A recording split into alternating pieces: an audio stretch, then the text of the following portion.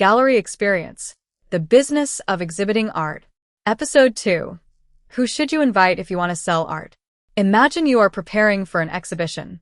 You have beautiful paintings. You have spent months creating them. You have found a gallery. You have prepared the frames. You have arranged the walls. And now you need people to come. So you start inviting everyone you know. Friends, family, neighbors, former classmates, other artists, people from your social media. And that is a good beginning. But if your goal is to actually sell artwork, there is another question you need to ask. Who are the people most likely to buy it? This is something many artists don't think about until the exhibition is already open. They concentrate on getting people through the door. But attendance and sales are not the same thing. 100 people can attend an exhibition and nobody may buy anything. Another exhibition may have only 30 visitors, but 3 of them may become serious buyers.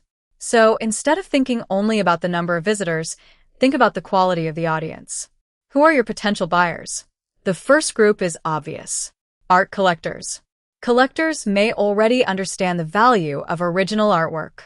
They may have experience buying from galleries. They may be looking for a particular artist, subject, style, or medium. But don't assume that every collector will be interested in your work. Do some research. Look at the kinds of artwork they already collect. If someone collects contemporary figurative painting, your figurative exhibition may be very relevant. If someone specializes in photography, your photographic work may be more appropriate. The goal is not to invite everyone. The goal is to invite people who are likely to connect with what you create. The second group is interior designers. This can be an extremely important audience. An interior designer may not buy your painting for their own home. They may buy it for a client. And one designer may have many clients. Imagine an interior designer walking through your exhibition. They see a large painting that would be perfect for a hotel lobby. They see another that could work beautifully in a private residence. They see a smaller painting that could fit in an office. Suddenly, one person has the potential to connect your artwork with several different buyers. This is why artists should get to know designers. Don't approach them only by saying, "Please buy my painting." Instead, say, "I would love for you to see my work. I think some of these pieces might be useful for your projects." That changes the conversation. You are offering a possibility. The third group is architects and design professionals. Architects think about the entire environment. They understand space, scale, light, materials, color, and atmosphere. Original artwork can become an important part of an architectural project. A painting may be chosen for a private residence. A sculpture may become part of a public space. Photography may be used in a corporate environment. Building relationships with design professionals can therefore create opportunities that are much larger than a single sale. The fourth group is businesses. Many artists overlook businesses because they assume businesses are not interested in original art. But think about the spaces businesses create. Hotels, restaurants, corporate offices, law firms, financial firms, technology companies, beauty and wellness businesses, boutique stores, private clubs. These places often want their environments to feel distinctive. Art can help create that identity. A restaurant might want local artwork. A hotel might want a collection that reflects the character of the city. A company might want original artwork for its headquarters. A medical or wellness space might want calming paintings. The possibilities are much broader than the traditional gallery. The fifth group is hospitality professionals. Hotels, restaurants, resorts, event venues, and hospitality designers can be excellent connections for artists. And this is where the size and subject of your artwork become important. A huge dramatic painting may work beautifully in a hotel lobby. A series of smaller works may work better in a restaurant. A photographic series may work well in a hallway. The artist who understands where their artwork can live has a much larger potential market. The sixth group is art consultants. Art consultants help individuals and organizations choose artwork. They may work with corporations, hotels, developers, healthcare organizations, or private collectors. If they know your work, they may recommend you to their clients. This can become a very valuable relationship. The seventh group is real estate professionals.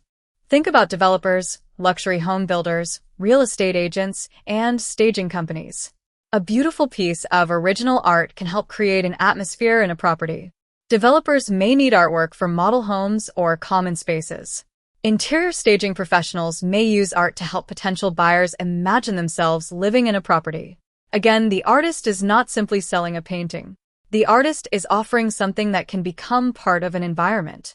Now, let's talk about private collectors.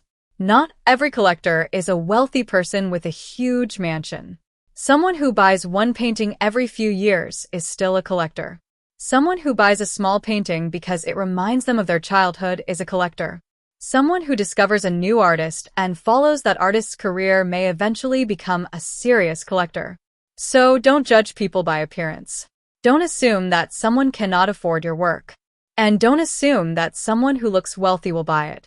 Instead, focus on genuine interest.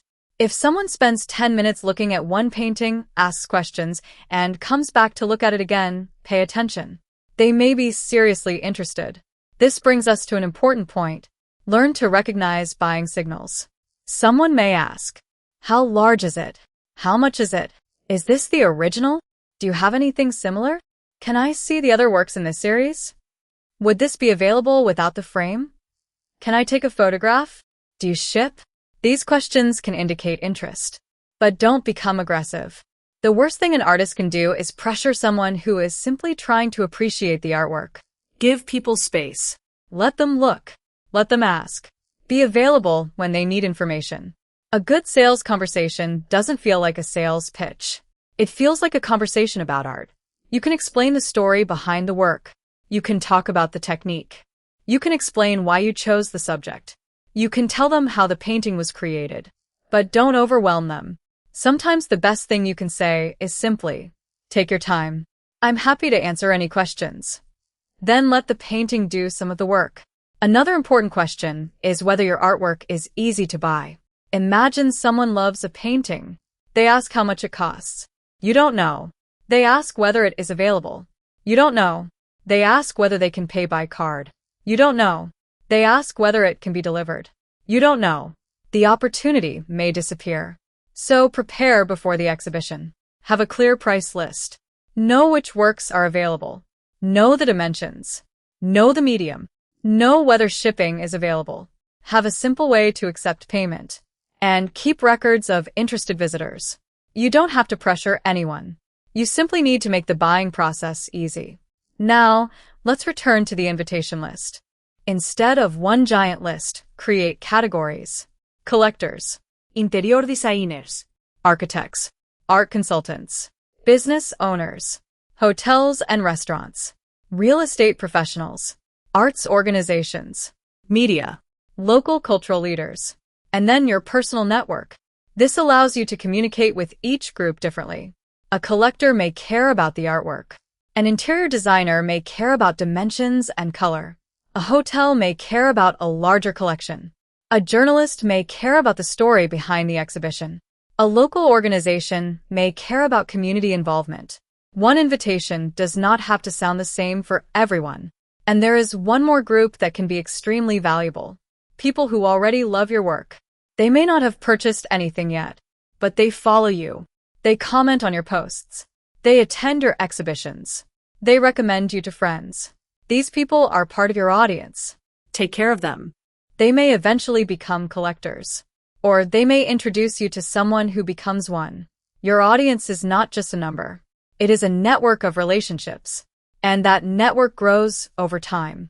So when you prepare your next exhibition, don't simply ask, how many invitations should I send? Ask, who is most likely to understand the value of this work? Who might want to buy it? Who might introduce it to another buyer? Who could use it in a project? And who could become part of my artistic community? Because selling art isn't simply about convincing someone to buy a painting.